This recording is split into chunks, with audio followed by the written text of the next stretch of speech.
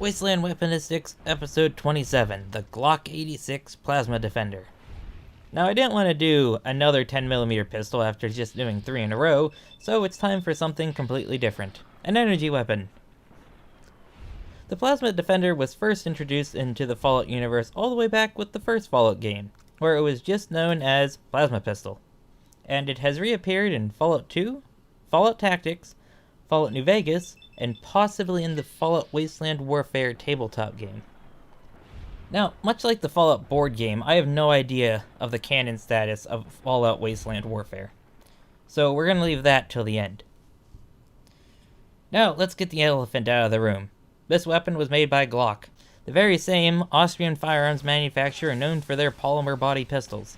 Now, no real-life versions of any Glock pistol has ever made it into a Fallout game, which is very strange when you think about it, as other real-life pistols like the Beretta 92FS and Walter PPK have made it into both old Fallouts and new Fallouts.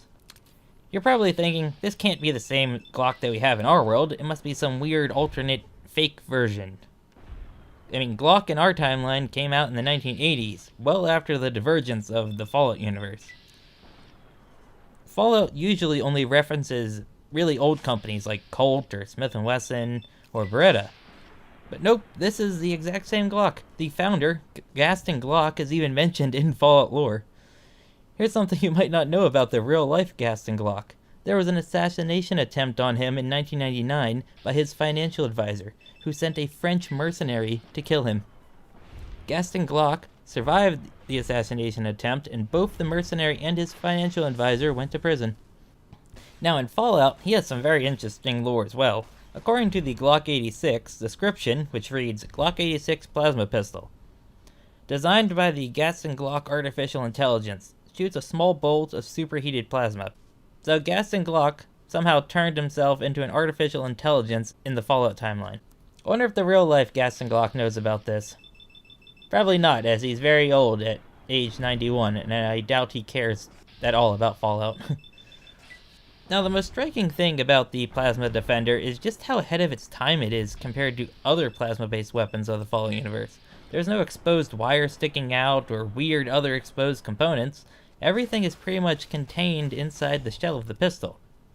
The energy cells are inserted from the top and also removed from the top of the pistol. Now, the Glock 86 Plasma Defender doesn't seem to have been adopted by the pre-war military, or if it was, it's only in very, very small numbers, kind of like the real-life Glock. In real life, only special forces of the US military use Glocks, where the Beretta M9 and SIG M11 are more common. Now, these pistols, the SIG M11 and the Beretta M9, are currently being replaced with the SIG M17, which, if you don't know, Glock competed against SIG to be adopted as the military's new service pistol. Other competitors were Beretta, CZ, Smith & Wesson, Chris, FN Hurstel, and STI. See, Glock actually beat all the other competitors in this trial. However, the SIG was right behind Glock and was cheaper, so it got the contract. Remember, the military doesn't always pick the best equipment. It usually picks the cheapest of the best equipment. Now, I'm wondering if a similar competition happened in the Fallout timeline. Now for the name Glock 86. In our timeline, the numbers of a Glock pistol, like G18 or G34, are just sequential numbers. They start at 17 because it was Glock's 17th patent. So the Glock 86 would be their 69th design. Nice. In Fallout 1, they are pretty rare. One can be bought from Zach at the Boneyard. They're also used by some members of the Children of the Cathedral religious movement. In Fallout 2, they are used by the hostile NPCs around San Francisco. They can also be found on the Enclave soldier corpses in the Mariposa military base, so the Enclave does make some use of the Plasma Defender. In Fallout Tactics, we find a different version of the Glock 86. This one has a longer barrel than the previous versions.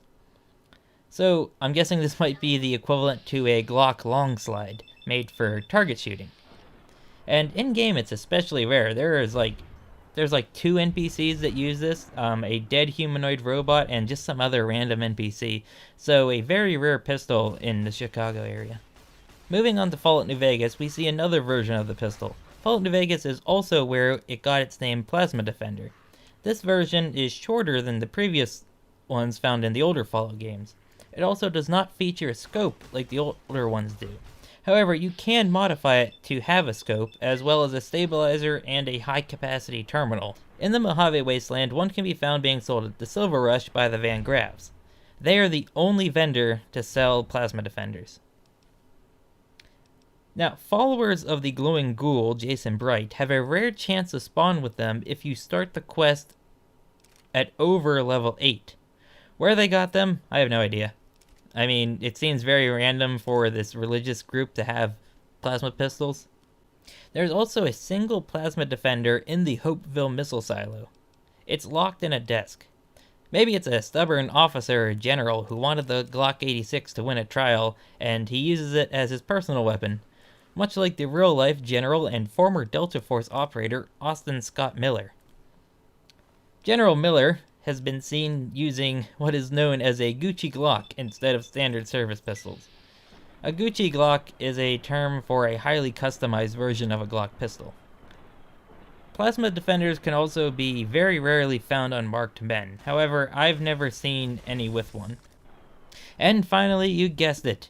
They even got their grubby skeleton fingers on this one. The YT-17 trauma harnesses can spawn with Glock 86s. It's pretty rare, but it is possible. Perhaps the Gaston Glock AI is located somewhere in Big Mountain, and we just never found him. Or Big MT just wanted plasma defenders to test, seeing how they were in the process of making their own energy weapons like the layer rifle. Now, there are no real unique plasma defenders. The only quote-unquote unique is Arcade Ganon's plasma defender, but this is just a companion weapon that's meant to use a special type of ammo. Every companion has their own kind of quote-unquote unique one. So, now for Fallout Wasteland Warfare. If you don't know, there are actually 3 physical Fallout board games. Fallout the board game, Fallout Wasteland Warfare, and the most recent one, Fallout the official tabletop role-playing game. I have no clue the canonicity of any of these. They might be fully canon, they might be non-canon, we don't really know. But in Wasteland Warfare, John Hancock's model is holding a very strange-looking pistol that is not featured in any Fallout game.